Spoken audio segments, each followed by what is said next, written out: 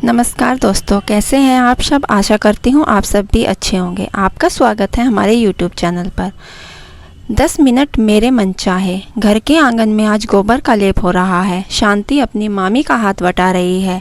मामा रमेश अपनी छोटी सी रेडी को तैयार कर रहे हैं। मामा गांव-गांव घूमकर वो छोटा मोटा प्लास्टिक का सामान बेचते हैं, बस उसी को लटकाए जा रहे हैं, कहीं कुछ छूट न जाए। नहीं तो अगर किसी ने मांगा और होते हुए भी न दे पाए तो उन्हें दुख होता है। मामा के 2 लड़कियां और एक लड़का है। तीनों शांति से छोटे हैं। कोई मामा की मदद कर रहा है तो कोई शांति और माँ की। दरवाजे पर किसी की आवाज़ आती है। आजकल इतना करीब महीने में एक बार शांति के घर आना हो ही जाता है। शांति उनको आते देख काम छोड़कर घर के अंदर चली जाती है। रमेश, शांति के मामा, उनको देखते ही बेमन से उन्हें आने का न्योता देते हैं। अरे करुणा भाई, आइए, आज सुबह सुबह कैसे आना हो गया। करुणा, अरे वो पास ही किसी ने उधार लेना था। कम वक्त लेने के बाद देने का नाम ही नहीं लेते।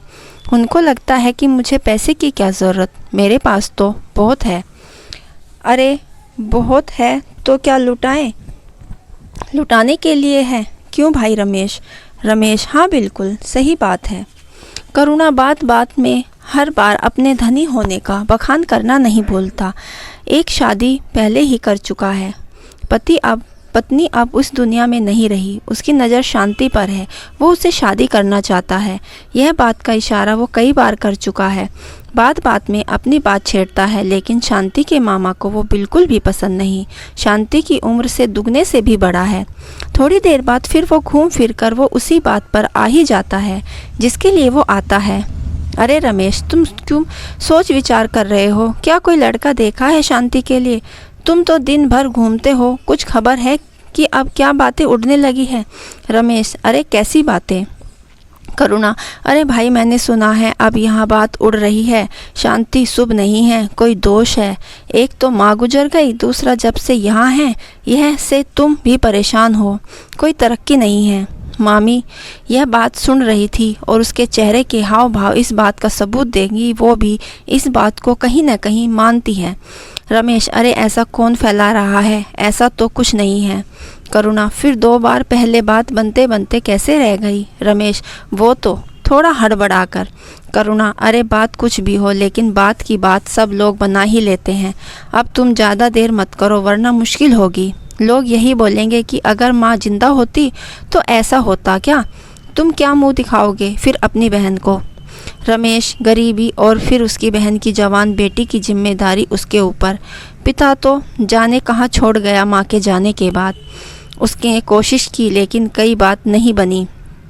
शांति दिखने उठने की बहुत अच्छी थी, भली लड़की थी, लेकिन कुछ था जो आड़े आ रहा था।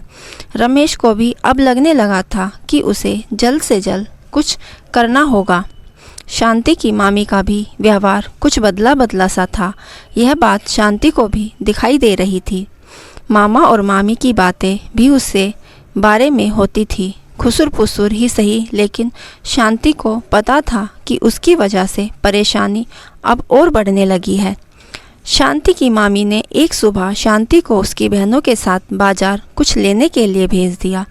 मामा सुबह फिर जाने की तैयारी कर रहे थे, सज रहे थे अपनी रेडी।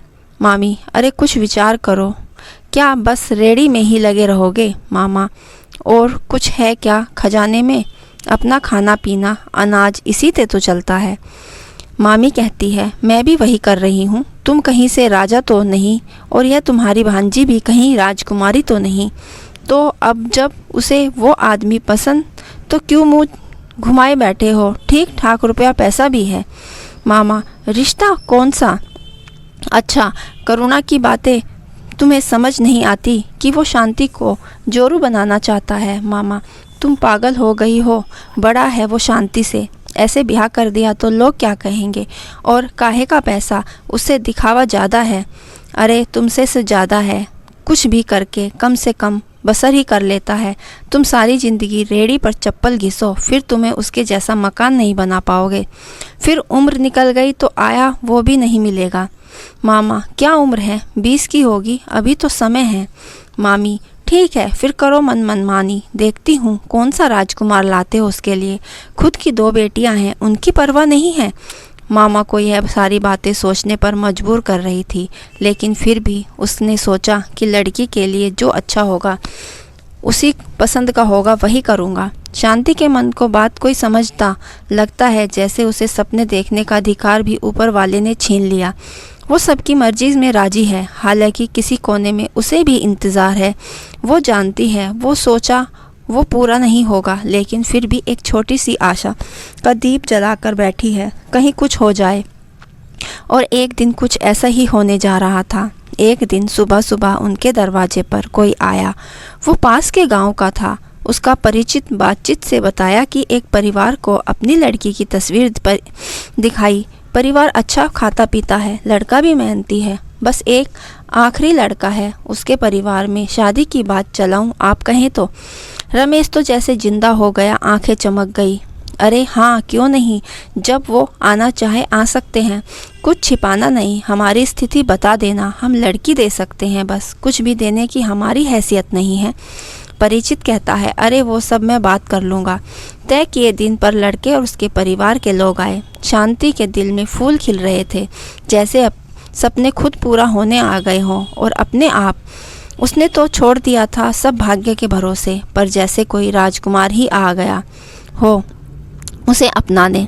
शांति ने उसे सिर्फ कुछ सेकंड के लिए ही झलक में देखा था, और फिर बड़ों ने बात को तय करना शुरू कर दिया। शांति अब चुपचाप कमरे में बैठी मंद मंद मुस्कुरा रही थी। उसके जाने के बाद जैसे मामा को एक अलग तरह का सुकून मिला हो। वो शांति के पास गए और उसे सिर्फ देखा। उसके देखने भर से वो समझ गए कि शांति को लड़का पसंद है। वो ऊपर वाले से अब यही दुआ कर रहा है कि अब उसका घर बस जाए और कोई मुश्किल ना हो।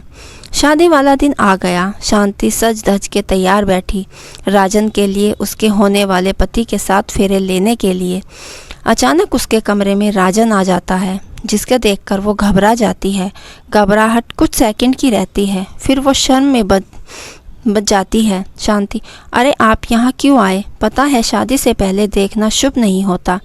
राजन कहता है, तुम्हारी आवाज़ तो जैसे मैंने सोचा था उससे भी ज़्यादा अच्छी है। शांति कुछ नहीं कहती, चुप रहती है, बस अंगूठे को मोड़ लेती है। राजन, पहले क्यों मुझसे बात नहीं की तुमने? शांति, पहले मैं कैसे करूं? मुझे लगा आपको बात नहीं करनी है। होता तो कुछ प्रयास करने मुझसे बात करने का। मुझे तो आपसे बहुत कुछ बोलना है। लेकिन राजन, अच्छा बोलो, क्या बोलना है? शांति, मेरी बात आप मानोगे? राजन, अब तो सिर्फ तुम्हारी ही मानूंगा, बोलो क्या है? शांति कहती है, सपने मैंने देखे नहीं, डर लगता था पूरे होंगे कि नहीं। कहीं ना कहीं आप जैसा ही पति चाहिए था। मैं जब भी थोड़ा बहुत किसी कोने में सोचती थी, ऐसा ही कुछ सोचती थी, जो मेरा ख्याल रखे, मुझे प्रेम करे। बचपन से ही अभाव है, माँ का प्यार नहीं मिला, पिता कहीं चले गए, छोड़ गए। ऐसा नहीं है कि मामा और मामी ने ख्याल नहीं रखा, लेकिन अपनी छोटी छोटी मनमानी नहीं कर पाई, कभी रूठ कर अपनी बात नहीं मनवा पाई। मैं चाहती थी कि वो ऐसा कुछ हो जाए, मुझे कुछ सोचना ना पड़े।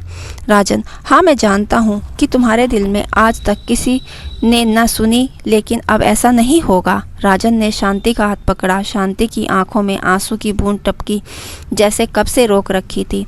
तभी दरवाजे पर जोर से दस्तक होती है। बाहर मामी है जो उसे बुला रही है फेरों के लिए। वो हड़बड़ा कर उठती है और दरवाज़ा खोलती है। मामी उसे ले जाती है आंगन में बने छोटे से विवाह पंडाल में, जहाँ उसका दूल्हा बैठा है। शांति वहाँ जाकर बैठती है और पंडित जी अपना काम शुरू कर देते हैं। मामा बैठे हैं अपना मुरझाया चेहरा लेकर। पगड़ी जो बंधी थी उसका होश नहीं है कि अब कहाँ है। आसपास थोड़े बहुत लोग भी हैं। शांति का दूल्हा अब सेहरा हटाकर शांति को देखता है। दूल्हा और कोई नहीं बल्कि करुणा है।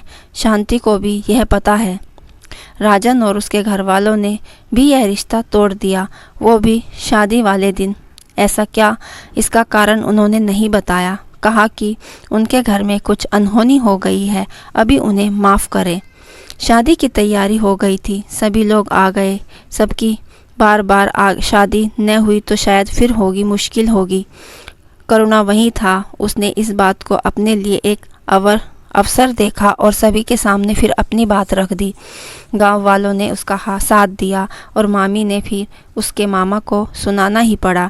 शांति को यह बात पता चल गई थी। उस समय कमरे में वो कल्पना कर रही थी, अगर सब ठीक होता तो राजन से किस तरह बात करती वो। 10 मिनट की कल्पना उसके मन की थी। वो उसके मन चाहे 10 मिनट थे। उसके बाद एक बार फिर वो चल पड़ी अपनी किस्मत के साथ लड़ने। दोस्तों, आपको यह कहानी कैसी लगी हमें कमेंट्स करके ज़रूर बताइए। इस तरह की अच्छी कहानियाँ आप यहाँ पढ़ सकते हैं। यहाँ उपस्थित शिक्षाप्रद कहानियाँ आपका मनोरंजन करने के साथ दिशा भी देगी। तो बने रहिए हमारे साथ और हमारे प्रयास को सफल बनाइए और हमारे चैनल को सब्सक्राइब करना ना भूलें। कहानी पूरी सुनने के लिए आपका दिल से धन्यवाद।